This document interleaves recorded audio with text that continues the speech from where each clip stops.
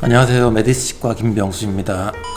네, 안녕하세요. 네. 오늘은 임플란트 한 후에 교정이 가능할까라는 주제로 카메라를 켜봤는데요.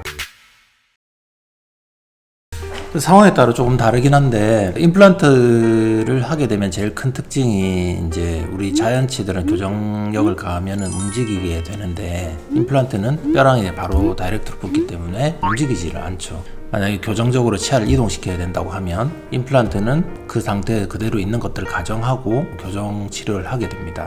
그래서 만약 치아를 움직이는 범위가 임플란트가 심어진 부분과 크게 상관이 없다라고 하면 교정 전이든 후든 임플란트 하는 시기와는 관계가 없고, 만약에 이제 교정을 해서 치아의 위치가 이렇게 바뀌는 상황이라고 하면 임플란트 미리 심어 놓으면 우리가 처음에 예측했던 그 이의 형태하고 결과가 달라지기 때문에 나중에 이제 그 이의 모양이 이상해질 수 있는 그런 가능성이 있죠.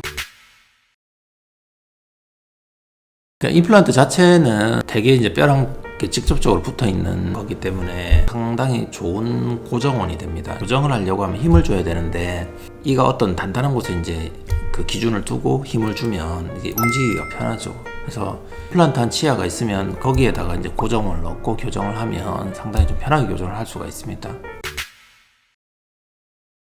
보통은 임플란트를 해야 되고 그리고 교정도 해야 되는 상황이라고 하면 일반적으로는 교정 치료를 먼저 합니다. 그리고 교정 치료가 끝나기 대략 2-3달 정도 전쯤이 되면 교정 치료의 마무리 단계에 접어들기 때문에 그 전체적인 치아의 위치가 거의 이제 결정이 되죠. 미세한 조정만 있으니까. 그래서 그런 정도면은 그 임플란트 수술을 했을 때 뼈랑 붙는 시간 대략 아래쪽은 4주에서 6주, 위쪽은 한 8주에서 12주 정도를 보는데, 그런 기간들을 고려를 해서 교정이 마무리 단계에 접어들면 대략 한 2달 전쯤에 임플란트 수술을 합니다. 그리고 교정이 이제 마무리돼서 장치를 떼거나 아니면 유지장치를 하거나 이럴 단계가 되면 임플란트에 임시치아를 만들어서 완성을 하게 되죠. 그렇게 해서 차후에 이제 특별히 불편한 점이나 임플란트 주위에 이제 사용상 이상이나 이런 것들을 점검을 하고 최종 보철로 교체를 하게 됩니다.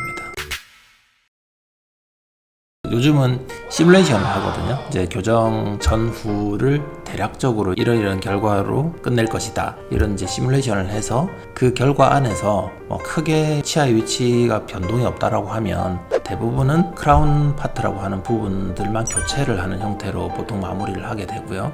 만약에 이제 교정을 해서 임플란트의 위치가 이게 바뀌어가지고 교정 후의 결과에서 이 임플란트 위치가 좋지 않다, 그러면은 경우에 따라서는 임플란트를 제거하고 다시 심는 경우도 있을 수 있습니다.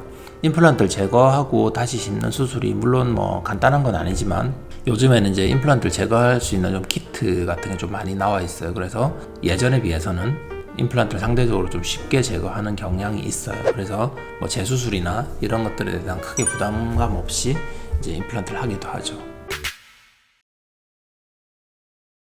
교정을 일단 고민한다는 것 자체가 조금 젊은 연령일 가능성이 많고, 젊은 연령인 경우들은 대부분 치아 상실되는 경우가 사고나 이런 것들 때문에 부러져서 그런 경우도 있을 수 있고, 물론 간혹 충치가 심해서 이제 치아를 발치를 하게 되는 경우들도 있긴 하지만, 임플란트를 하시기 전에 만약에 이제 본인의 치열이 안 좋거나 향후에 이제 교정 예정이 있다, 이런 것들을 미리 선생님한테 말씀을 해 드려야 돼요. 그래서 처음에 상담을 하실 때 만약에 이제 임플란트를 할 예정인데 나는 앞으로 이제 교정을 할 계획이 있다 라고 하면 시기를 언제 할지, 이거에 따라서 당장 지금 임플란트를 하는 게 좋을지 아닐지가 결정이 되거든요. 그래서 그런 부분들을 다 선생님들하고 의논하시고 치료 계획을 잡으시면 될 것 같습니다.